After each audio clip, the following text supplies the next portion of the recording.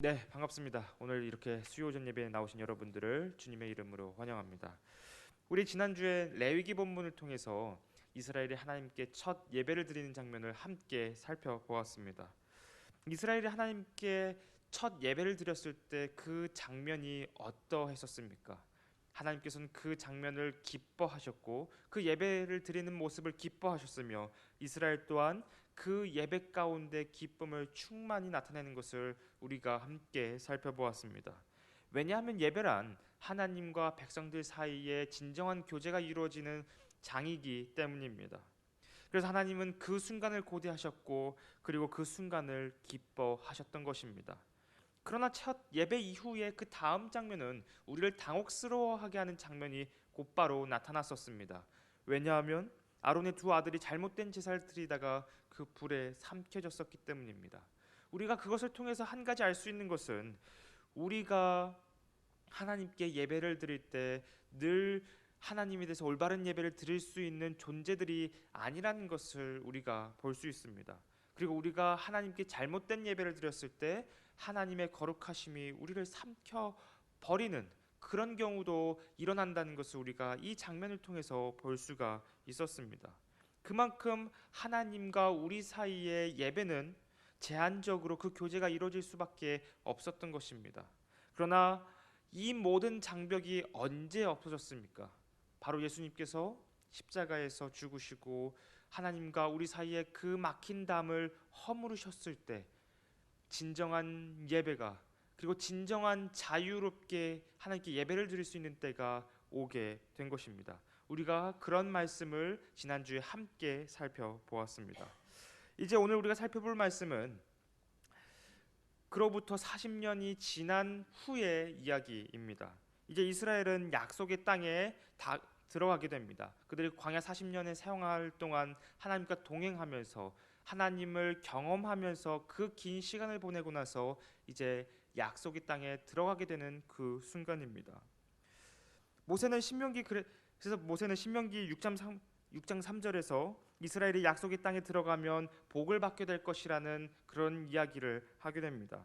특히 신명기 8장 7절에서 10절까지의 말씀을 통해서 그것이 어떻게 구체적으로 이루어지는지를 이스라엘에게 모압 평지에서 이야기를 하는데요. 제가 이 부분을 한번 읽어드리겠습니다.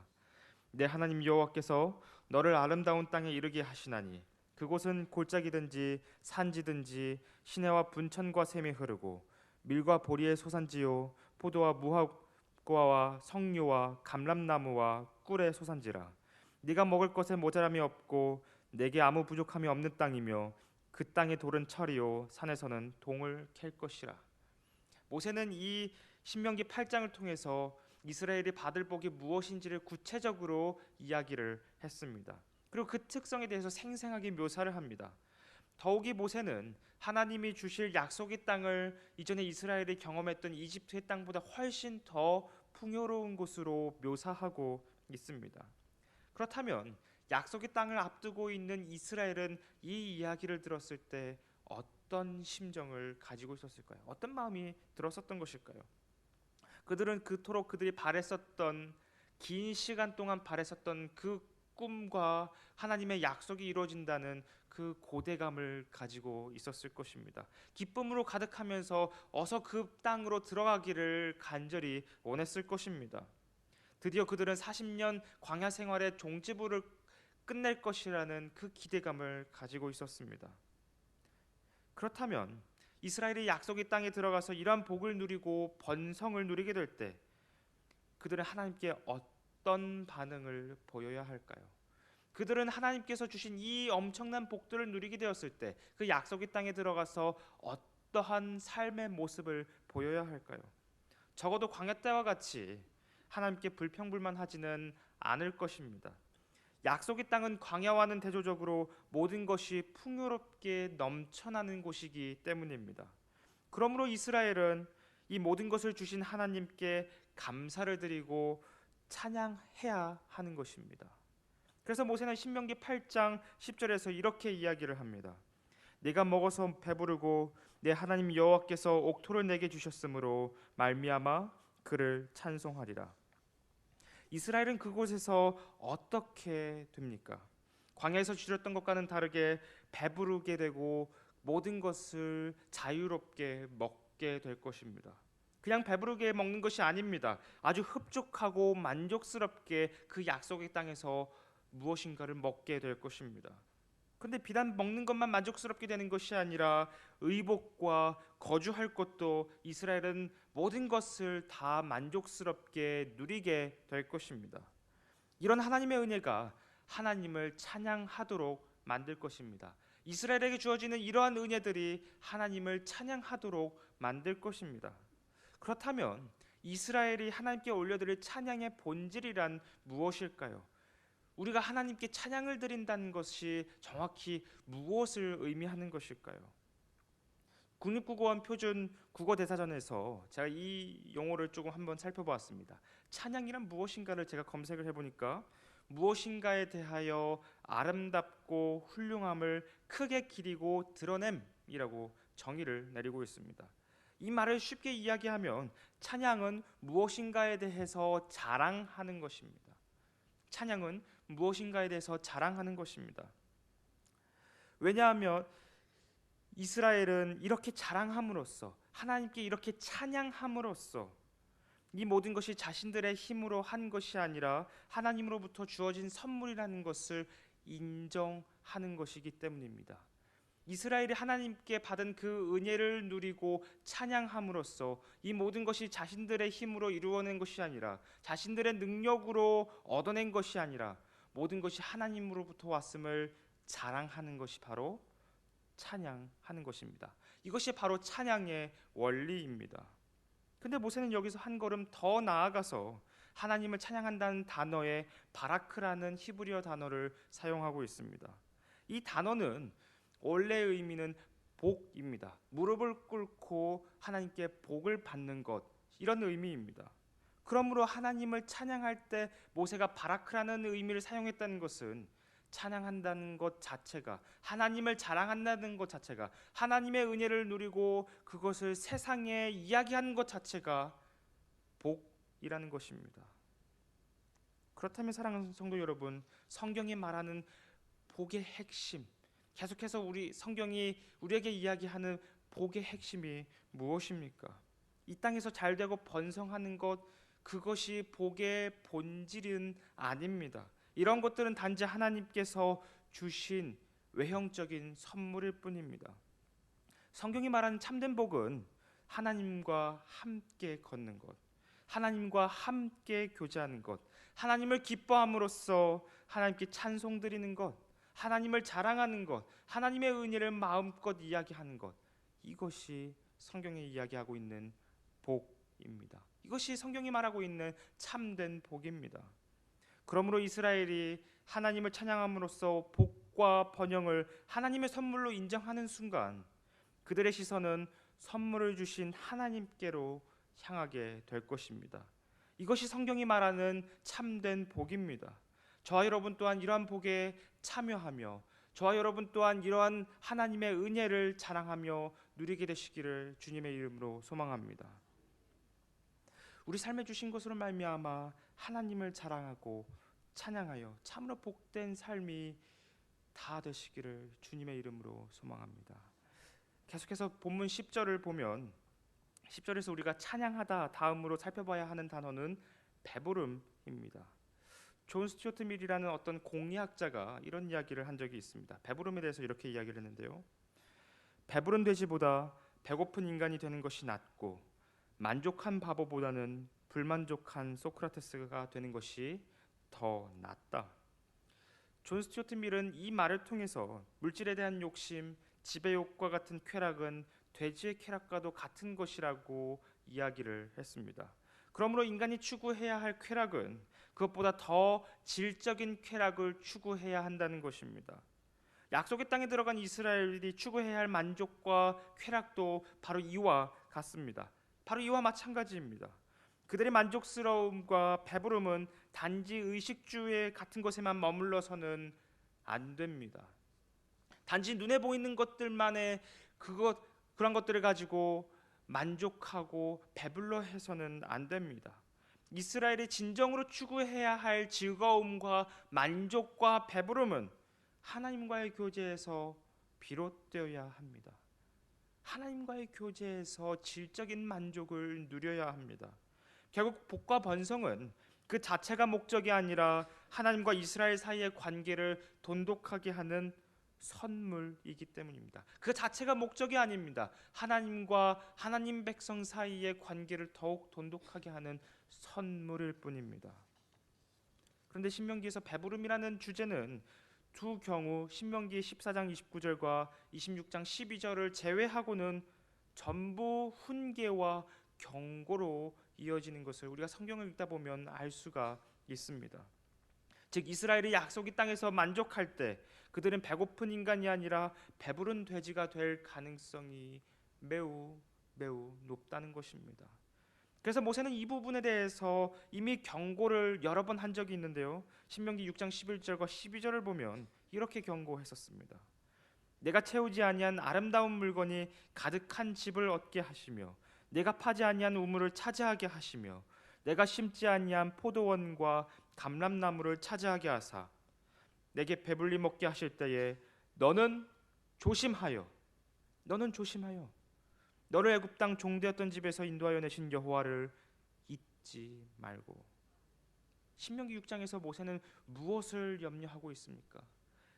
이스라엘이 하나님께서 주신 선물로 가득하게 되고 만족하게 되었을 때, 배부르게 되었을 때 하나님을 잊게 되는 것에 대해 염려하고 있습니다. 그 상황을 염려하고 있습니다. 이런 염려는 본문 11절에서도 동일하게 다시 한번 나타나는데요. 내가 오늘 내게 명하는 여호와의 명령과 법도와 규례를 지키지 아니하고 내 하나님 여호와를 잊어버리지 않도록 삼갈지어다. 본문 11절이 말하는 여호와의 명령과 법도와 규례가 의미하는 것이 무엇입니까? 바로 언약 백성의 모든 삶을 규정하는 것입니다.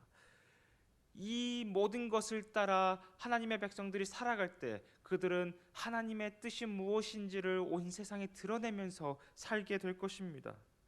삶의 모든 영역에서 하나님 뜻대로 살아가는 것, 이것이 여호와의 명령과 법도와 규례를 지킨다는 것입니다. 그리고 이러한 삶은 곧 하나님을 잊지 않는 것이기도 합니다. 하나님의 모든 말씀대로 살아갔을 때 그 사람은 하나님을 잊어버리지 않습니다. 반대로 삶의 모든 영역에서 하나님 뜻대로 살지 않는다면 그것은 곧 하나님을 잊어버리는 일이 되는 것입니다. 그래서 모세는 이스라엘이 어떻게 하나님을 잊어버리고 어떻게 그들의 마음이 교만해지는지를 그 모든 과정을 하나씩 추적하기 시작합니다. 신명기 8장 12절부터 14절과 17절을 보면 모세가 이스라엘이 어떻게 하나님을 잊어버리게 되고 어떻게 교만하여지는지를 이야기하는데요.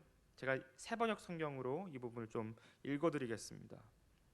당신들이 배불리 먹으며 좋은 집을 짓고 거기에서 살지라도 또 당신들의 소와 양이 번성하고 은과 금이 많아져서 당신들의 재산이 늘어날지라도 혹시라도 교만한 마음이 생겨서 당신들이 이집트 땅 종살이하던 집에서 이끌어내신 주 당신들의 하나님을 잊어버리는 일이 없도록 하십시오. 당신들이 마음속으로 이 재물은 내 능력과 내 손의 힘으로 모은 것이라고 생각할 것 같아서 걱정이 됩니다. 이스라엘이 약속의 땅에 들어가게 될 때 그들은 배불리 먹게 될 것입니다. 하나님께서 주신 은혜로 배불리 먹게 될 것입니다. 또한 시간이 지나면서 좋은 곳에 좋은 집을 얻게 될 것입니다. 시간이 더 지나면 고대 사회에서 가장 중요한 재산인 소와 양이 풍족하게 많아지게 될 것입니다. 그러면서 그들의 재산이 급속도로 불어나게 될 것이죠. 그리고 이런 재산의 증식은 은과 금의 증가로 이어지게 될 것입니다. 그러나 여기서 잊지 말아야 하는 것은 이 모든 것은 다 하나님의 은혜라는 것입니다. 그 사람들의 힘으로 능력으로 이룬 것이 아니라 하나님께서 그렇게 하도록 은혜를 베푸셨기 때문에 이루어진 일들인 것입니다. 이스라엘은 이 사실을 기억해야만 합니다. 이스라엘은 이 사실을 약속의 땅에 들어가서 잊어버려서는 안 되는 것입니다. 그러므로 이스라엘이 자신들에게 주어진 이 모든 것들이 하나님의 은혜라는 것을 기억한다면 그들은 하나님을 찬양하고 온 세상에 하나님을 자랑할 것입니다. 하나님을 찬양하고 하나님을 자랑할 것입니다. 하지만 이스라엘이 이런 모든 것을 잊어버린다면, 잊는다면 그들은 이 재물은 내 능력과 내 손의 힘으로 모은 것이라고 생각하며 교만하게 될 것입니다. 그러므로 이스라엘이 약속의 땅에서 하나님께서 주신 선물로 배부르게 되었을 때 하나님을 잊지 않는 방법은 무엇이냐면 본문 18절에 따라서 하나님을 기억하는 것입니다. 하나님을 기억하는 것이 그들이 교만해지지 않고 하나님의 은혜를 자랑할 수 있게 되는 것입니다. 히브리어에서 기억하다는 이 말은 단순히 무엇인가를 떠올리는 것만을 의미하는 것이 아닙니다. 구약 성경에서 기억하다라는 이 말은 어떤 대상에 대해서 떠올릴 뿐만 아니라 그 대상을 향해서 무엇인가를 하는, 어떤 것을 해야 하는 행동까지 이어지는 것을 의미합니다.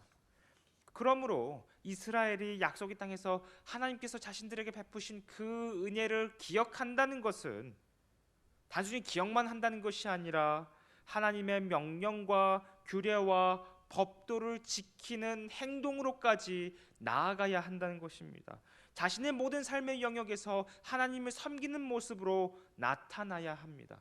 이것이 하나님을 기억한다는 의미입니다. 이것이 약속의 땅에서 이스라엘이 교만에 빠지지 않고 실패하지 않고 넘어지지 않고 하나님과 함께 동행하면서 살 수 있는 유일한 방법입니다.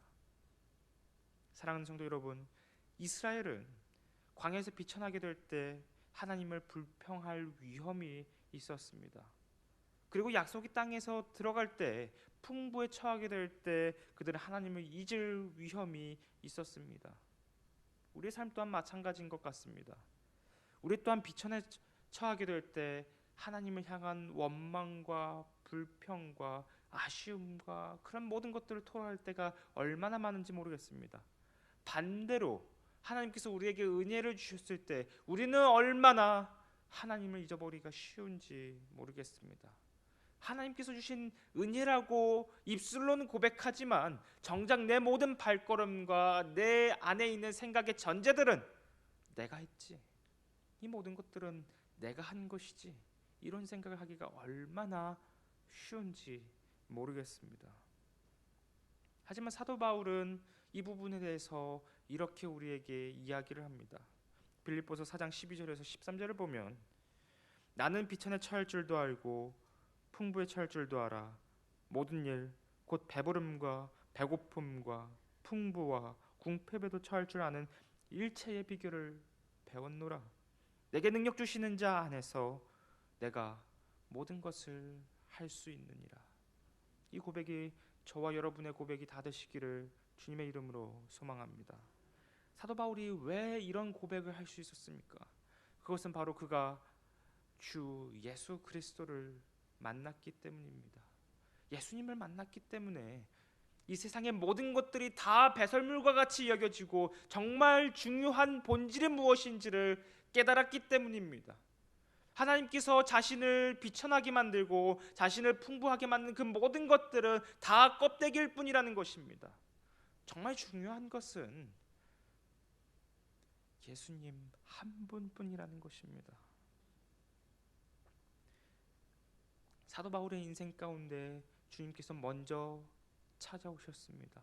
마찬가지로 이스라엘의 모든 삶 가운데 하나님께서 먼저 찾아오셔서 그들과 언약을 맺으시고 하나님께서 그들의 하나님이 되어 주셨습니다. 우리도 마찬가지입니다. 하나님께서 우리의 삶에 먼저 다가오시고 우리에게 먼저 은혜를 베푸시고 그리고 주님께서 우리를 위해서 십자가에서 죽으셨습니다. 그 모든 과정들을 통해 우리는 하나님과 진정한 교제를 이루게 되었고 진정한 은혜를 누리는 자들이 다 되었습니다. 그러므로 우리가 비천하게 되든지 풍요하게 되든지 그 모든 것의 중심에 우리 주 예수 그리스도께서 계셔야만 하는 것입니다. 우리가 이것을 기억할 때 우리는 실패하지 않고 넘어지지 않을 것입니다. 그러므로 저와 여러분이 하나님께서 주신 선물로 배부르게 되었을 때 하나님을 잊지 않는 방법은 선물을 주신 하나님의 그 사랑을 기억하는 것입니다. 그때 우리는 모든 것이 하나님께서 주신 은혜의 선물임을 인정하고 하나님을 찬양하게 될 것입니다. 하나님을 자랑하게 될 것입니다. 내가 한 것이 아니라고 인정하게 될 것입니다. 그리고 우리는 그 은혜에 따라서 자발적으로 하나님의 뜻대로 살게 될 것입니다. 이러한 사랑의 은혜가 저와 여러분의 삶 속에서 충만히 구현되기를 주님의 이름으로 소망합니다. 계속해서 본문을 좀 살펴보면 이제부터 조금 무거운 이야기가 시작되는 것 같습니다. 18절 하반절을 보시면 하나님께서 이스라엘에게 잘되고 번성을 주신 이유가 무엇인지를 말씀하십니다. 하나님께서 복과 번성과 이 모든 것들을 주신 이유는 아브라함과 이삭과 야곱에게 하신 그 약속을 이루시기 위해서입니다. 우리는 이 지점에서 하나님이 아브라함을 왜 부르셨고 어떤 약속을 했는지 다시 한번 조금 기억을 할 필요가 있습니다. 하나님께서 아브라함을 부르신 때가 언제였습니까? 바로 바벨탑 사건 이후로 모든 인류가 하나님을 떠났을 때입니다. 모든 인류가 하나님에 대해서 아무런 소망이 없었을 때 하나님께서 아브라함을 부르셨습니다. 이때 하나님은 인류의 비극을 뒤집을 카드로 아브라함을 부르신 것입니다. 그리고 이렇게 말씀하셨습니다. 창세기 12장 2절에서 3절 말씀인데요. 내가 너로 큰 민족을 이루고 내게 복을 주어 내 이름을 창대하게 하리니 너는 복이 될지라. 너를 축복하는 자에게는 내가 복을 내리고 너를 저주하는 자에게는 내가 저주하리니 땅의 모든 족속이 너로 말미암아 복을 얻을 것이라 하신지라. 하나님께서는 아담과 하와를 창조하셔서 복을 주신 후에 온 세상을 축복하고자 하셨습니다. 그리고 아담과 하와가 실패하고 모든 인류가 실패했을 때 하나님은 이 사명을 아브라함을 통해서 이루고자 하셨습니다.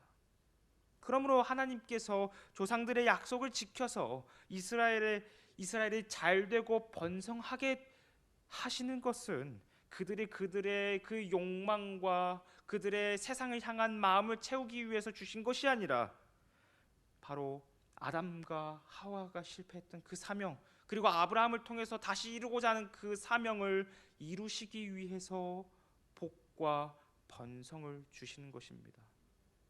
단순히 그들의 개인적인 만족을 주시기 위해서 복과 번성을 주시는 것이 아니라 바로 아브라함에게 주셨던 그 사명을 이제 이스라엘을 통해서 이루시기 위해서 주신 것입니다.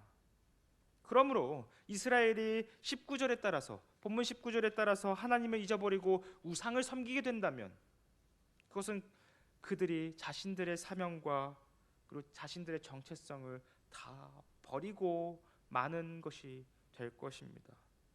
이때 이스라엘은 하나님의 말씀에 따라서 저주를 받게 될 것입니다. 하나님의 저주를 받게 될 것입니다. 본문 19절과 20절을 보시면 이렇게 이야기하고 계시는데요.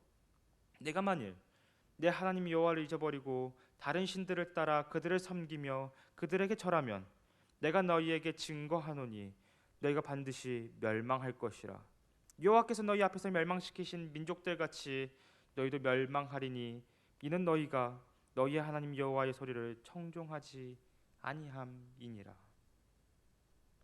이것이 하나님께서 이스라엘에게 주시는 저주입니다. 언약적 저주입니다. 그런데 우리가 성경을 좀 읽다 보면 이 저주가 바로 주어지지는 않는 것 같습니다. 이스라엘은 이제 그 약속의 땅에 들어갔을 때 얼마 지나지 않아 곧바로 우상을 숭배하기 시작합니다. 그러나 하나님께서는 이 언약적 저주대로 그들을 바로 내쫓지는 않으십니다. 오히려 그들이 하나님께 도와달라고 요청했을 때 사사들을 보내시고 왕을 보내시면서 그들을 구원하시는 것을 우리가 볼 수가 있습니다. 하나님께서는 이스라엘의 우상을 숭배할 때마다 바로 이 저주를 내리시는 것이 아니라 다시 한번 참으시고 또 참으시고 또 참으시는 장면을 우리가 구약 성경 내내 볼 수가 있습니다. 심지어 그들이 저주에 의해서 바벨론 포로로 다 끌려가게 될지라도 그들은 하나님의 은혜로 말미암아 다시 그 약속의 땅으로 돌아오는 것 또한 우리가 볼 수가 있습니다. 그렇다면 하나님께서는 왜 그렇게 하셨던 것일까요? 왜 하나님께서는 이스라엘에게 마땅히 주어져야 할 그 언약적 저주를 내리신 것이 아니었을까요? 이 질문에 대한 답으로 하나님은 시내산에서 자신이 어떤 분인지를 이렇게 묘사하셨습니다. 출애굽기 34장 5절에서 7절인데요. 여호와께서 구름 가운데 강림하사 그와 함께 거기 서서 여호와의 이름을 선포하실세 여호와께서 그의 앞으로 지나시며 선포하시되 여호와라 여호와라 자비롭고 은혜롭고 노하기를 더디하고 인자와 진실이 많은 하나님이라. 인자를 천대까지 베풀며 악과 과실과 죄를 용서하리라. 그러나 벌을 면제하지는 아니하고 아버지의 악행을 자손 3, 4대까지 보응하리라. 이스라엘과 언약을 맺으신 하나님께서는 어떤 하나님이십니까? 자비롭고 은혜롭고 노하기를 더디하고 사랑과 진실이 풍성한 하나님이십니다. 그러나 벌을 면제하시지는 않는 분이십니다. 그래서 이스라엘이 하나님의 자비하심으로 뒤늦게 이 언약적 저주를 받게 된 것이고 언약적 저주를 받더라도 다시 약속의 땅으로 돌아올 수 있었던 것입니다. 그러므로 이스라엘의 전체적인 그 역사는 하나님께서 당신의 백성들을 향해 은혜를 베푸시고 사랑을 드러내시는 역사였습니다. 자, 그렇다면 우리가 여기서 한 가지 질문해 볼 수 있는 것은 하나님의 이러한 사랑이 언제 어디에서 절정을 이루었을까요? 언제 어디에서 절정을 이루었을까요? 그것은 바로 골고다 언덕 그 십자가에서 절정을 이루셨습니다. 죄인들을 향하신 하나님의 사랑과 그리고 에덴 동산에서 우리에게 주어진 그 죽음이라는 언약적 저주가 한 곳에서 맞는 곳이 바로 십자가 사건입니다. 예수 그리스도의 그 십자가에서 하나님의 사랑과 하나님의 진노가 만난 것입니다. 그리고 우리는 그 사건을 통하여 진정한 구원을 맛보게 되었습니다. 그래서 이사야 선지자는 우리를 대신해서 이 저주를 받으시는 예수님에 대해서 이렇게 이야기를 합니다. 그가 찔림은 우리의 허물 때문이요 그가 상함은 우리의 죄악 때문이라. 그가 징계를 받음으로 우리는 평화를 누리고 그가 채찍이 맞음으로 우리는 나음을 받았도다. 우리는 다 양 같아서 그릇 행하여 각기 제 길로 갔거늘 여호와께서는 우리 모두의 죄악을 그에게 담당시키셨도다. 에덴 동산에서 하나님은 우리에게 언약을 깨뜨리면 선악과를 따먹으면 반드시 죽으리라 라고 말씀하셨습니다. 마치 이스라엘에게 너희가 우상을 숭배하면 이 땅에서 쫓겨난다고 말씀하신 것처럼 우리에게도 너희가 이 선악과를 따먹으면 나와의 언약을 파괴하면 이 에덴 동산에서 추방당하고 반드시 죽게 될 것이다 라고 말씀하셨습니다. 그리고 저와 여러분은 아담 안에서 이 언약을 다 깨뜨린 존재들입니다. 그러므로 우리는 다 이 저주 아래에 죽음 앞에 죽음의 형벌 앞에 놓여 있어야 하는 그런 존재들입니다. 그러나 예수님께서 그 모든 것을 다 받으셨습니다. 우리 대신 그 모든 것들을 다 짊어지셨습니다. 예수님께서 그 모든 것들을 감당하심으로 우리가 나음을 얻은 것입니다. 이제 예수님은 이 저주를 이 십자가를 복의 근원으로 바꾸셨습니다. 그러므로 하나님은 이스라엘의 실패와 에덴 동산에서의 우리의 실패에도 불구하고 그 모든 것들을 다 뒤집으신 것입니다. 그 모든 것들을 다 우리의 구원으로 바꾸신 것입니다. 예수 그리스도를 통하여 자비롭고 은혜롭고 노하기를 더디하고 사랑과 진실이 풍성한 하나님으로 우리에게 먼저 다가오신 것입니다. 우리가 이것을 기억할 때, 우리는 교만해지지 않을 수 있습니다.